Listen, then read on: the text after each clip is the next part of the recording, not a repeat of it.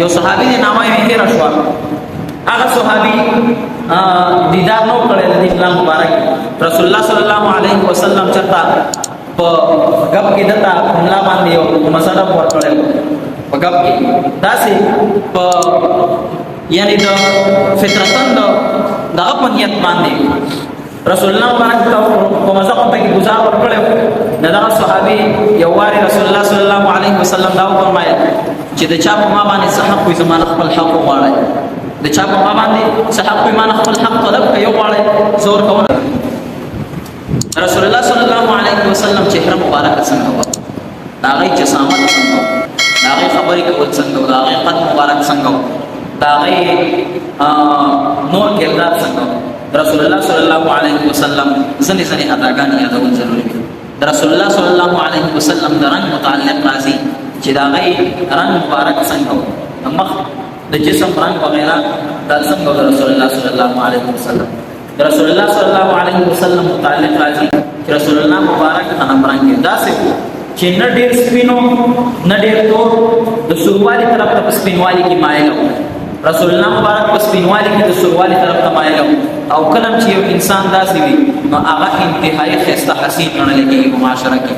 چې سپین وي او هغه د سوروالي طرف ته مایل وي. رسول الله مبارک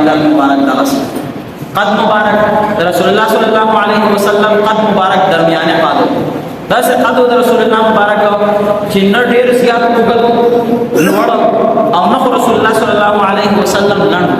بلکې رسول الله صلی الله علیه وسلم قد مبارک دا بالکل درمیانه قد. رسول الله مبارک دا معجزه و په لکو افراد کې بچي ودرې د بسرګاو افراد کې رسول الله مبارک په ټول ندنګ معلومې ده. رسول الله مبارک په ټول ندنګ معلومې ده. رسول الله مبارک دا معجزه و چې په یو سورلې باندې په باندې کې نه رسول الله مبارک په مبارک باندې قسمت باندې لګېدي. حالانکه رسول الله مبارک قد دا درمیانه قدم. رسول الله صلی الله علیه وسلم سینه مبارک رسول الله صلی الله علیه وسلم سینه مبارک پلنا خیستا کلاو سینه او فراخ سینه. رسول الله صلی الله علیه وسلم تندې مبارک دا بالکل فراخ تندې روخانه تندې خاوند رسول الله صلی الله علیه وسلم. بوزه مبارکه دا سوا چې په خپل د خواهش کړی چې زماره داسې چهره جوړ شي. رسول الله صلی الله علیه وسلم بوزه مبارکه انتهایی مزیدار او حسینه و، نن وړه و نه ټیټه و نه پلنه و، بالکل خیسته مزیدار بوزه. رسول الله مبارک شونډې مبارکه رسول الله صلی الله علیه وسلم شونډې مبارکه انتهایی زبردست ملایم نری شونډې خیسته. رسول الله مبارک دا مخ مبارک رخسار مبارک دم انتهایی مزیدار د ګلاب په شان ته سروالي طرف تمایل او سپینواله پکيو. دا رسول الله صلی الله علیه وسلم د چهره مبارکه هغه اندازه و. سترګې مبارکه رسول الله صلی الله علیه وسلم سترګې مبارکه تکي توري دا ګاټي کې نه تاسو دا بالکل تک تور او دا سپینواله پکې سروالي تمایل دا خمار مونته کې سترګې رسول الله صلی الله علیه وسلم معمولی سرخی پکې وا او رسول الله مبارک دا عادت مبارکو چې رسول الله مبارک سترګې مبارکه تورولې پرنجو باندې خو قدرتی تورې وی دا سترګې دا غیر سترګې هم پرنجو باندې تورې رسول الله مبارک دا فطرتن الله تعالی پیدایش هم دا پیدا کړی. رسول الله صلی الله علیه وسلم په سینه مبارکه باندې د وختو یو داسې لیکر خوا تر د نوم پورې را رسیدلې و دا لیکر خوا بدن مبارک باندې داسې ګډوډ وخت نه بدن مبارک باندې ګډوډ وخت نه صرف په سینه مبارک باندې تر دې سینه د دې سینه یو لیکر خشرو شوی و تر د نامه پورې رسیدلې و هغه بالکل سیده لیکر خوا رسول الله صلی الله علیه وسلم. قدمان مبارک رسول الله مبارک بالکل فراخ او استغفر قدمونه رسول الله صلی الله علیه وسلم غټ قدمونه. رسول الله مبارک بچ کله پس مکه باندې قدم اغسطو دا غیر رفتار رسول الله مبارک رفتار مبارک داسې چې رسول الله مبارک پس مکه قدم کې خودو گویا چې یو سړی په اترای کې خکته کوزي کې دومره مضبوط قدم به کې خودو انتهایی نرم مزل به کو پسلو باندې مزل به کو نرم مزل به کو. رسول الله مبارک 32 مزل نه کولو بالکل نرم قدم به خودو مضبوط قدم به خودو داسې قدم چې گویا یو سړی په چړای باندې لاندې طرف ته کوزيږي او روان وي. رسول الله صلی الله علیه وسلم د اوګو مبارک ځنې روایتو کې د خیوږي طرف ته راځي ځنې روایتو کې د کسيږي طرف ته راځي کې سره نږدې د مرغۍ د انډه مونږ کې کوتره لري کوتره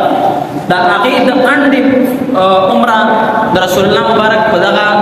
وګم مبارک باندې دغه کې د اړو سره نږدې داسې د انډ منطقې په شکل کې یو ټاپه جوړو یو نشان یو مهر ځن روایتو کې راځي چې باغی باندې لیکل شوی الله محمد رسول الله اول محمد برا بیا رسول بیا الله یعنی محمد رسول الله صلی الله علیه وسلم دا په دغه باندې لیکل شوی د دې یو دلچسپ واقعه راځي د شو د رسول الله مبارک ځنې صحابه د دغه دیدار کړل د الله مبارک یو صحابي دی نامه یې هیر شو هغه صحابي دیدار نو کړل د الله مبارک رسول الله صلی الله علیه وسلم چرتا په غب کې دتا حمله باندې یو مسله ورکړل په غب کې داسې په یعنی د فطرتن دغه پنیت باندې رسول الله مبارک په مزه په کې گزار ورکړل دغه صحابي یو واری رسول الله صلی الله علیه وسلم دا فرمایي چې د چا په ما باندې صحاب کوئی زمانه خپل حق وغواړي د چا په ما باندې صحاب کوئی ما خپل حق طلب کوي وغواړي زور کولو ته تیار یم نو دا صحابي بیا پاسید او رسول الله صلی الله علیه وسلم ته فرمایي وایي یا رسول الله مبارک په تا باندې زما یو حق دی وایي څه حق دی وایي واړه نو دی وایي په جواب کې یا رسول الله مبارک په تاسو باندې زما دا حق دی چې واره تاسو بی ګناه ما الله باندې نه را کړل وایي زه اوس دا بدل تاسو نه اغستل غواړم په دنیا کې وایي زه اوس دا د دنیا بل څوخه وایي زه اوس تاسو نه دا بدل اغستل غواړم رسول الله صلی الله علیه وسلم فرمایي راشه بدل واخلو نه داسې نه